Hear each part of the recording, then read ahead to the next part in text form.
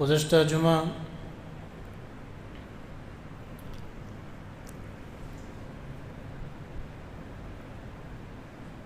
غدیر خم کا تاریخی پس منظر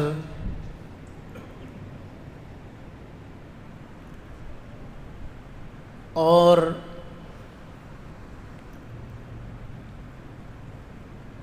اس کے بعد اس حدیث کا جو نتیجہ نکلتا تھا اس پر گفتگو ہوئی تھی۔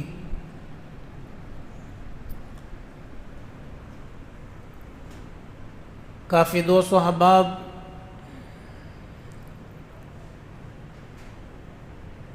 نے اس بیان کے بارے میں اس بات کو سراہا کہ غدیر خم پر اور حدیث جو نبی پاک صلی اللہ علیہ وسلم کی ہے، من کنت مولاہ فہذا علی مولا، اللہم والی من والاہ، کہ جس کا میں مولا ہوں اس کا علی مولا ہے، تو اے اللہ اس کو تو دوست بنا جو علی کو دوست بنائے، اور اے اللہ اس کو تم دشمن بناؤ جو علی کو دشمن بنائے۔ میں نے اپنی گفتگو اس بات پر ختم کی تھی، اور وہی آخری بات تھی کہ نبی پاک صلی اللہ علیہ وسلم کے اس ارشاد کا مطلب کیا ہے۔ تو میں نے عرض کیا کہ مولا سے کیا مراد لیا جائے گا، یہ خود حدیث کا دوسرا ٹکڑا ہمیں بتا رہا ہے۔ مثلا مولا سے مراد اگر دوست لیا جائے تو آگے کی جو حدیث ہے وہ بالکل صحیح ثابت ہو جائے گی، کیونکہ اگر مولا سے مراد، یاد رکھیں کہ اللہ رب العزت کے علاوہ کسی بھی ذات کو مشکلوں کا حل کہنا کہ وہ مشکلوں کا حل کرتا ہے یا وہ مصیبتوں میں ہمارا ساتھ دیتا ہے، وہ صرف اللہ کی ذات ہے غائبانہ طور پر۔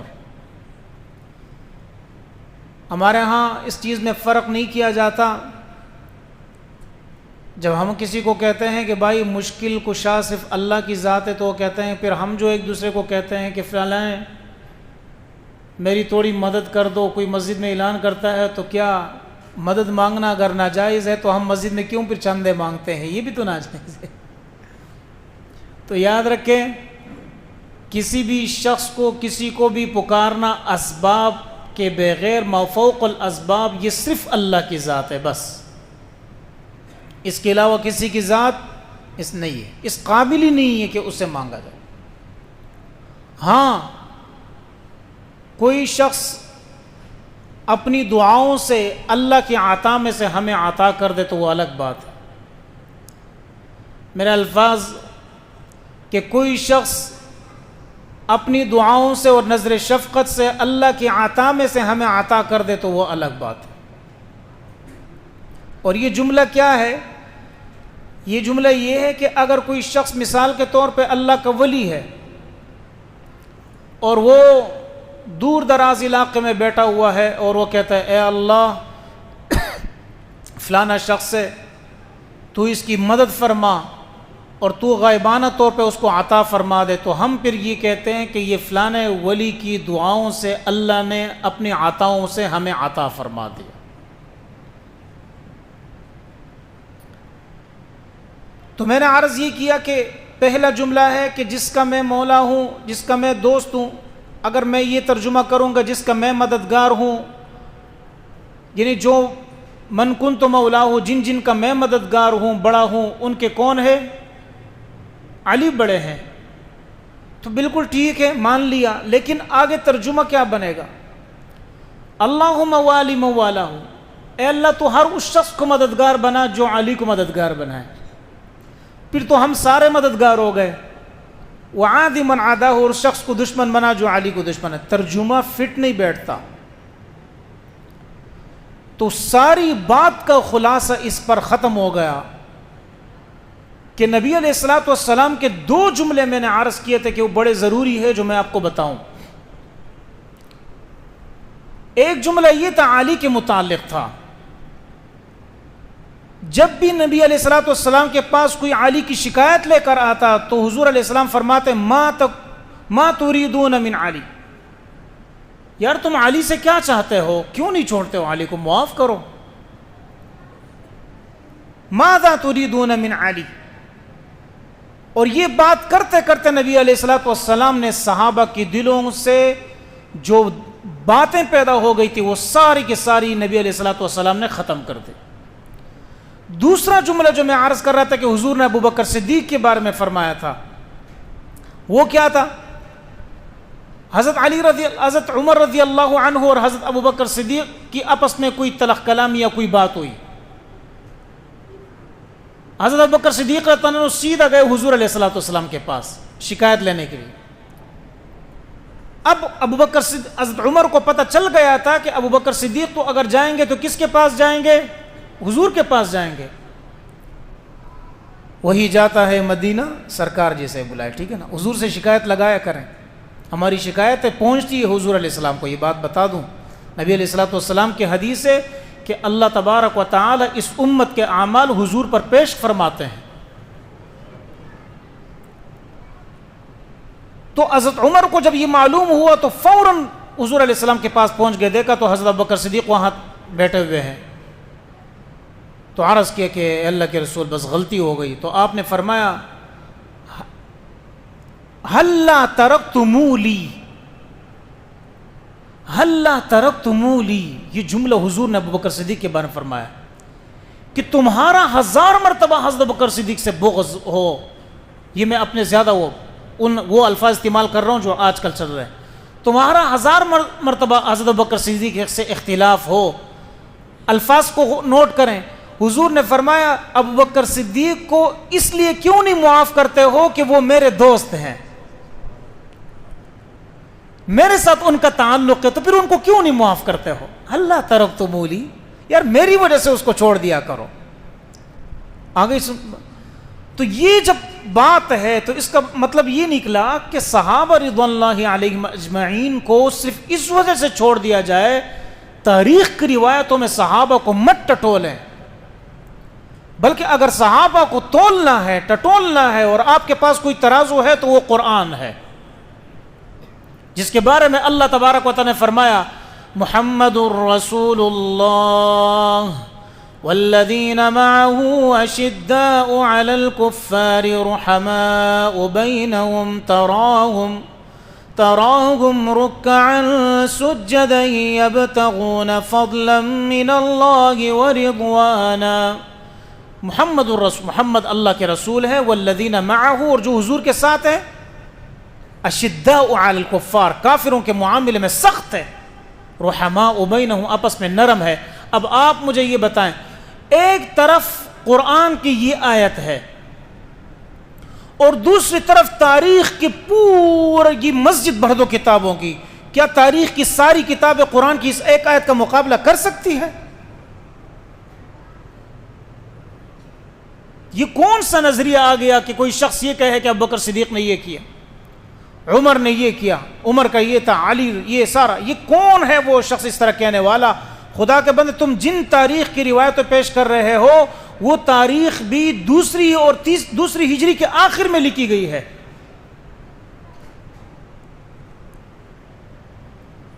آپ اس بات سے اندازہ لگائیں کہ جب قرآن نازل ہو رہا تھا تو حضور علیہ الصلوۃ والسلام نے حدیث لکھنے سے منع فرمایا کہ کہیں حدیث اور قرآن خلط ملط نہ ہو جائے. صحابہ اپنے پاس ڈائری میں نوٹ کرتے تھے، لیکن وہ ڈائری کی شکل تھی، کوئی اس طرح خاص شکل نہیں تھی. اگر قرآن لکھا گیا تو وہ سارا کا سارا حضور علیہ الصلوۃ والسلام کے کہنے پر آپ صلی اللہ علیہ وسلم نے فرمایا اس قرآن کو لکھو. یہ دور گزرا اور اسلامی فتوحات ہوئے، اسلام پھیلنے لگا. ابوبکر صدیق رضی اللہ عنہ کا دور بڑا بہترین رہا، چیلنجز سامنے تھے. اور آپ کو ایک بات بتاؤں، وہ لوگ جنہوں نے کہا تھا کہ اس علی کو ایک چھوٹا سا بچہ ہے، اس کو کیوں آپ نے مقرر کیا ہے، وہ لوگ جنہوں نے کہا تھا کہ علی ایک چھوٹا سا ہے، ان کو کیا طریقہ آتا ہے فیصلے کرنے کا، حضرت عمر نے بتایا اس دور میں کہ میں دیکھ رہا ہوں یہ لوگ جو ایک یہ اعتراض کیا، دوسرا اعتراض یہ کیا کہ حضور علیہ السلام جب روانہ ہو رہے تھے حج سے واپسی پر، تو آپ نے فرمایا اسامہ بن زید کہاں ہے؟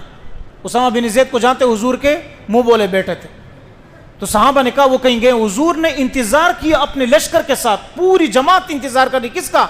اسامہ بن زید کا۔ اسامہ بن زید جب آئے حضور علیہ السلام نے اپنے پیچھے ان کو بٹھایا، تو یہ جو تھے نا وہ یمن والے لوگ، انہوں نے کہا اس چھوٹے بچے کی وجہ سے ہمیں انتظار کروایا۔ حضرت عمر رضی اللہ عنہ کی فراست دیکھے، حضرت عمر نے کہا یہ لوگ اس اعتراض کی وجہ سے ضرور کوئی سزا پائیں گے۔ جب حضور علیہ السلام اس دنیا سے رخصت ہو گئے تو جن لوگوں نے یہ جملہ کہا تھا وہ سارے کے سارے مرتد ہو گئے، سارے کے سارے مرتد ہو گئے۔ کیوں؟ حضور کے اس بات پر اعتراض تھا کہ ہم ان کے لیے کھڑے ہو رہے ہیں، ایک بچے کے لیے، اسامہ بن زید کے لیے، وہ کیا ہے ہمارے سامنے؟ وہ نئے نئے مسلمان ہوئے تھے، خود کو سمجھ رہے تھے، لیکن یہ سارے مرتد ہو گئے حضور علیہ السلام کی ایک بات پر اعتراض کرنے کی وجہ سے۔ لہٰذا حضور علیہ السلام نے اپنی زندگی میں قرآن لکھوایا، اور یہ جو ساری ترتیب آپ دیکھ رہے ہیں سورتوں کی، یہ حضور علیہ السلام نے ایک ایک ترتیب بتائی۔ بعد میں جب یکم ایک صدی ختم ہو گئی، یہ 10 سے شروع ہوتی ہے اور 110 تک یہ چلتی ہے، 10 سے شروع ہو کر 110 تک یہ بہترین صحابہ کا دور ہے۔ کون سی صدی سے؟ 110 ہجری سے شروع ہوتی ہے، اور جو ہے وہ 10 ہجری سے شروع ہوتی ہے اور 110 تک یہ رہتی ہے، یا 111 تک، کیونکہ آخری صحابی جو اس دنیا سے رخصت ہو گئے وہ 110-111 میں رخصت ہو گئے۔ عامر بن طفیل غالباً نام تھا، جن کی عمر کوئی 250 سال تھی، یہ آخری صحابی فوت ہو گئے۔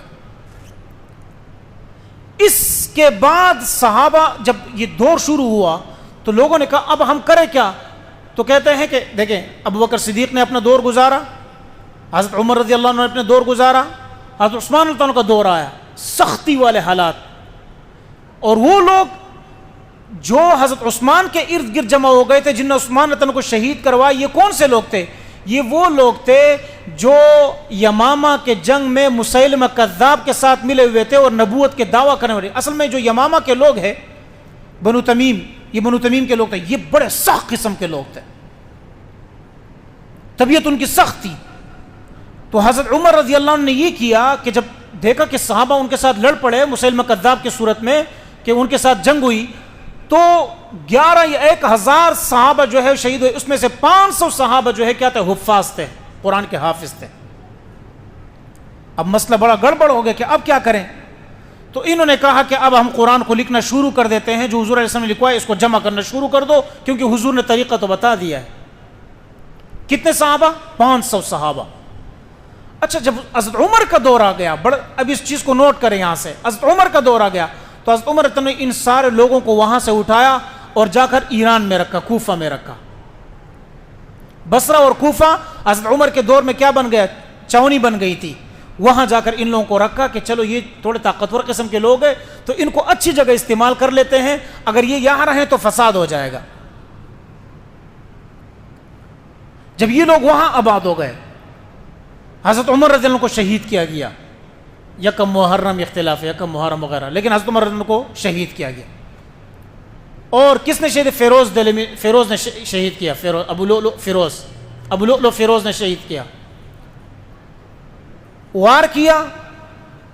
ابو بکر صدیق رضی اللہ عنہ کے علاوہ اب عمر، عثمان، علی، یہ تینوں شہید کیے گئے ہیں، حسن حسین یہ بھی شہید کیے گئے ہیں۔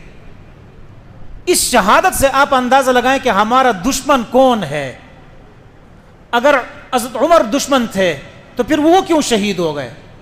اگر حسن دشمن تھے تو پھر حسن کیوں شہید ہو گئے؟ حسین دشمن تھے، آپس میں اگر دشمنی تھی تو حسین کیوں شہید ہو گئے؟ بھائی اگر دشمن ایک نہ ایک کو تو بچنا چاہیے نا۔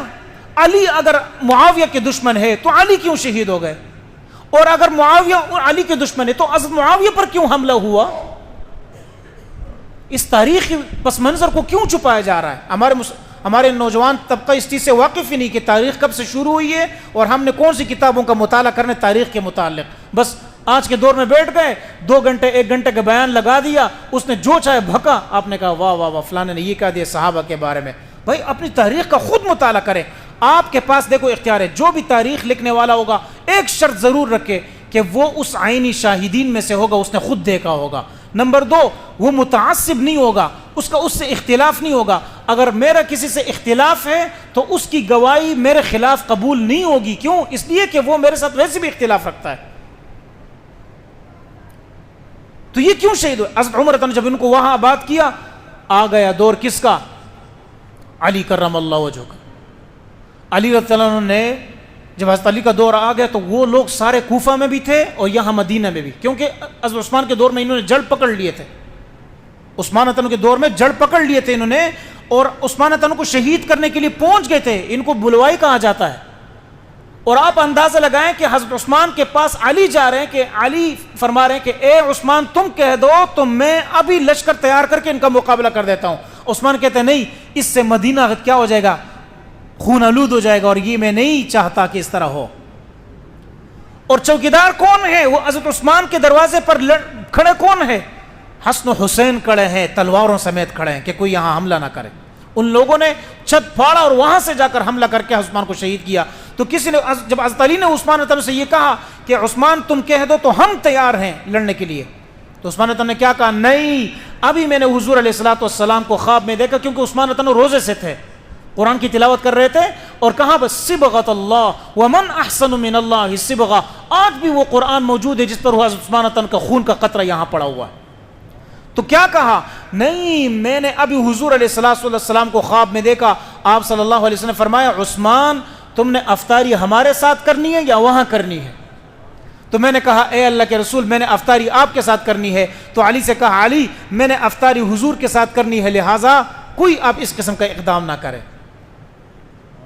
کیونکہ عثمان رضی اللہ عنہ نہایت ہی سادگی والی زندگی تھی ان کی, ان کو پتہ نہیں اتنا زیادہ ان چیزوں کو نہیں. اب حضرت علی کا دور آئے گا, پرفتن دور, علی رضی اللہ عنہ کے لیے نہایت ہی مشکلات. سارے لوگ یہاں آباد ہو گئے, وہ لوگ جن کو حضرت عمر نے وہاں دھکیل دیا تھا وہ کھڑے ہو گئے. کتنے لوگ؟ اچھا حضرت علی نے یہ کیا کہ جو مدینہ منورہ دارالخلافہ تھا اس سے ہٹا کر کوفہ کو دارالخلافہ بنا دیا. کیوں بنایا؟ اعتراض ہوتا ہے حضرت علی پر نا, کہ آپ مدینہ کو چھوڑ کر اس کو کوفہ کو کیوں بنا رہے؟ انہوں نے کہا اگر یہاں دارالخلافہ بناؤں گا یہاں لڑائیاں ہوگی, مدینہ کی بے حرمتی ہوگی. یہ آج کل گاڑیوں کا بڑا سلسلہ, وہ جو مدینہ منورہ مسجد نبوی کے سامنے حضور علیہ السلام کے روضے کے سامنے گاڑیاں کھڑی ہے, لوگوں نے سوشل میڈیا پر کفر کے فتوے لگا دیا. خدا کے بندو, آپ پرانے دور کی ویڈیوز دیکھیں, وہاں پر بڑے بڑے ٹرک کھڑے ہوتے تھے. یہ حضور علیہ الصلوۃ والسلام کے روزے کے بعد جو امام کھڑا ہوتا ہے اس کے بعد جو صحن ہے وہ علاقہ ہے, وہاں ہارن نہیں بجتے ہیں. تم کیوں پروپیگنڈا خواہ کر رہے ہو, فضول میں اپنے جو ہے فتوے لگا رہے ہو. وہاں آج بھی آپ مسجد میں دیکھیں ہارن وہاں کے تھوڑا سا ایک آواز ہلکی سی آواز ہوتی ہے پھر بند کر دیتے. کیوں؟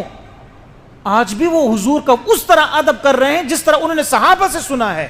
اس طرح ادب نہیں کر رہے ہیں جس طرح ہم سے سنا ہو. ہمارا والا ادب نہیں کرتے وہ.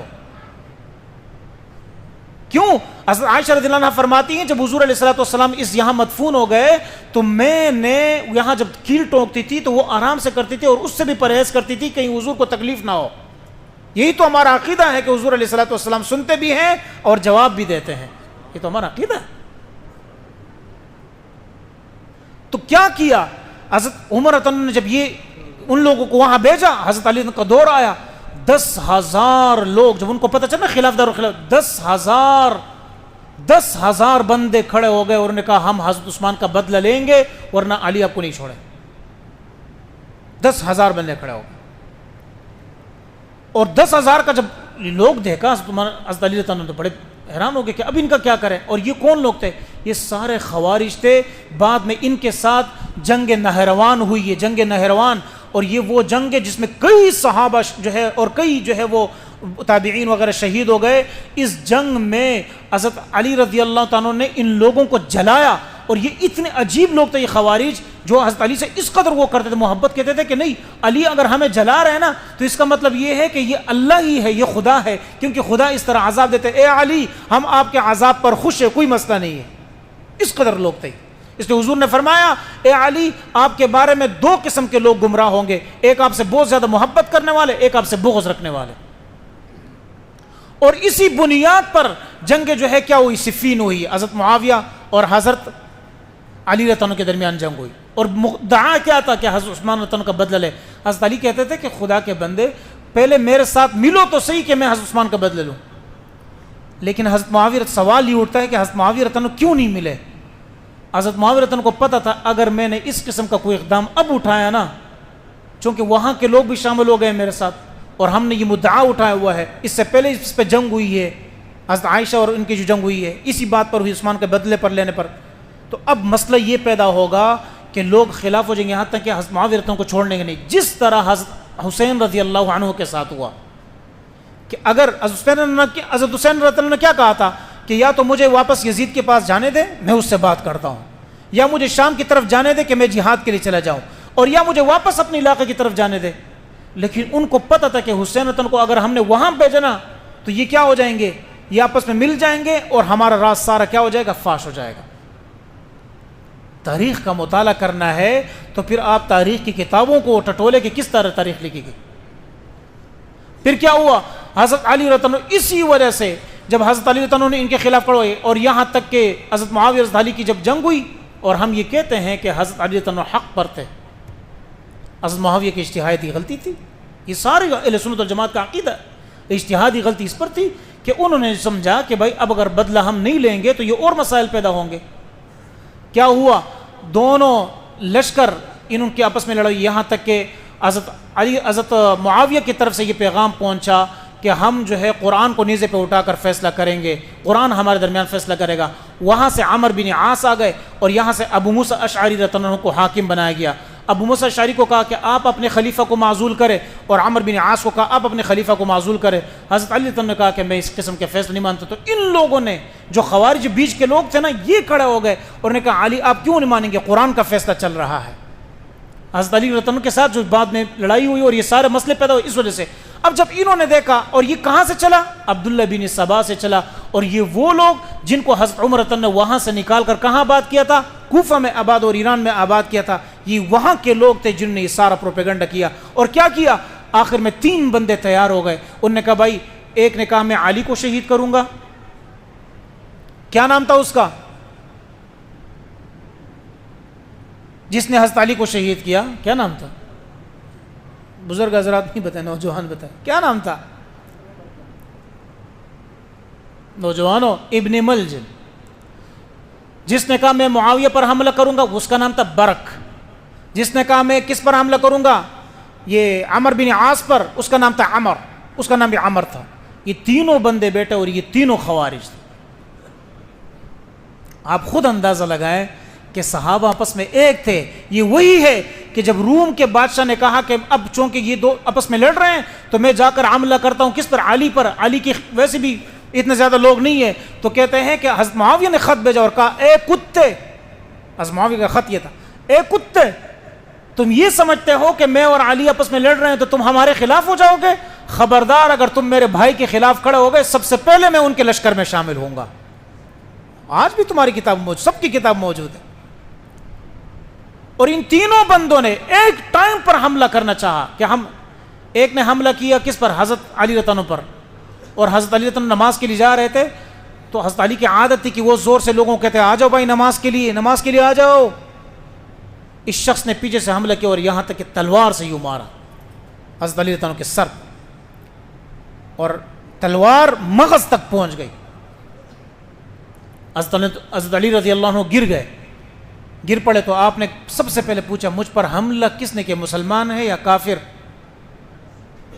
انہوں نے کہا کافر ہے. کہا الحمدللہ، کافر. آپ نے فرمایا اس کے ساتھ ابھی کچھ نہ کرو جب تک میں کیا نہ ہو جاؤں. اگر میں زندہ رہا تو میں دیکھوں گا اس کے ساتھ، نہیں رہا تو پھر اس کے ساتھ وہ معاملہ کرو. انہوں نے کہا ٹھیک ہے. کہتا ابھی اس کو رکھو آرام سے. یہ ہے علی. جب یہ بیمار تھے تو لوگ جمع ہو گئے اور انہوں نے کہا علی آپ بتائیں ہم حسن کے ہاتھ پہ بیعت کریں یا نہیں؟ انہوں نے کہا نہیں، میں نہ منع کرتا ہوں نہ اجازت دیتا ہوں، میرے مرنے کے بعد، میری شہادت کے بعد تم دیکھ لو جس کے ساتھ بیعت کر لو. یہ ہے علی. اور حضرت حسن، آپ 4 خلیفہ کہتے ہیں، میں یہاں تھوڑا سا کہتا ہوں یہ 4 خلیفہ نہیں 5 خلیفہ ہے۔ حضرت حسن رضی اللہ عنہ نے، حضور علیہ الصلوۃ والسلام نے فرمایا سیکون عن قریب جو خلافت ہوگی وہ 30 سال ہوگی۔ کتنے سال ہوگی؟ 30 سال ہوگی۔ اگر حضرت حسن رضی اللہ عنہ کی خلافت کو ہٹا دیا جائے تو یہ 30 سال مکمل نہیں ہوتے، اس میں 6 مہینے بچ جاتے ہیں۔ حضرت حسن کو شامل کر دو تب جا کے 30 سال مکمل ہوتے ہیں۔ یہ 4 جو ہے کیا ہے 5 خلفاء، حضرت حسن ان کے ہاتھ پہ بیعت کر لی سب، اور حضرت علی رضی اللہ عنہ کو اس طرح شہید کیا گیا۔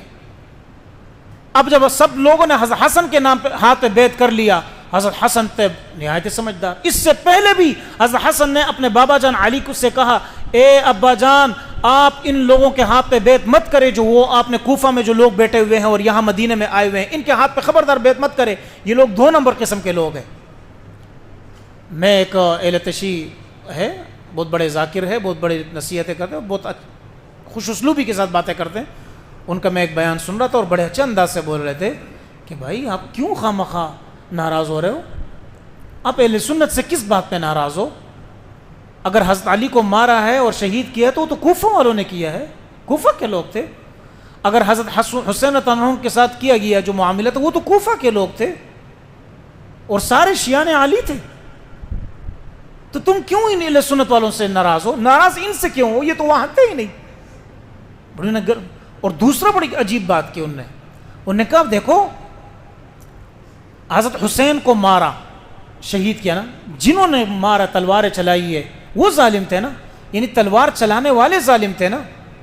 حسین رضی اللہ عنہ نے خود کو تو نہیں مارا ہے، تو کس منہ سے آپ خود کو مار رہے ہو، سزائے دے رہے ہو؟ ہم نہیں چاہتے کہ یہ خود کو سزائے دیں، اللہ ان کے سینوں کو بغض سے پاک کر دے اور اللہ ان کو ہدایت عطا فرمائے، ہم نہیں چاہتے کس طرح ہو۔ لیکن مسئلہ یہ ہے کہ نمرود کے دماغ میں مچھر گیا، نمرود کے دماغ میں مچھر گیا تو سزا کیا ہوئی؟ کہا ایک نوکر مقرر کیا کہ مجھے جوتے مارو، تو جہاں پر بھی بغض صحابہ کا مچھر جائے گا وہاں جوتے تو لگیں گے پھر۔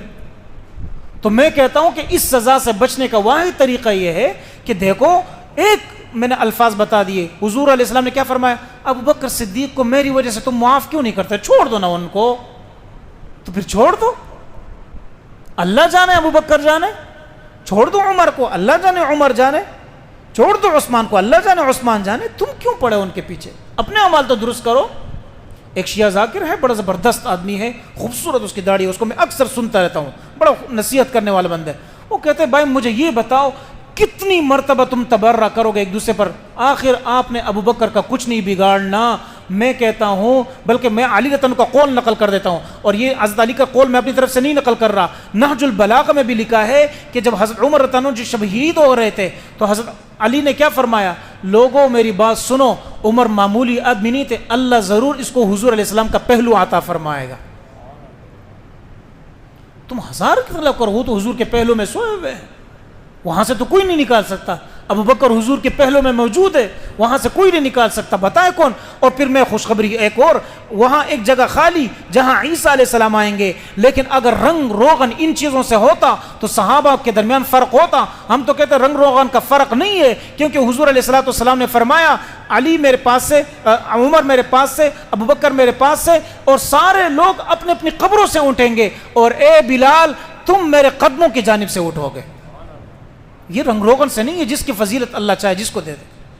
کیوں یہ خواہ اختلاف رکھ کے، لڑائی رکھ کے، کسی کا وہ رکھے؟ تو سوال اس ذاکر نے بڑی پیاری بات کی، کہا کہ بھائی مارا جس نے ہے تو یہ تو ان کی سنت ہے مارنا، حسین کی سنت کیا ہے؟ مار کھانا۔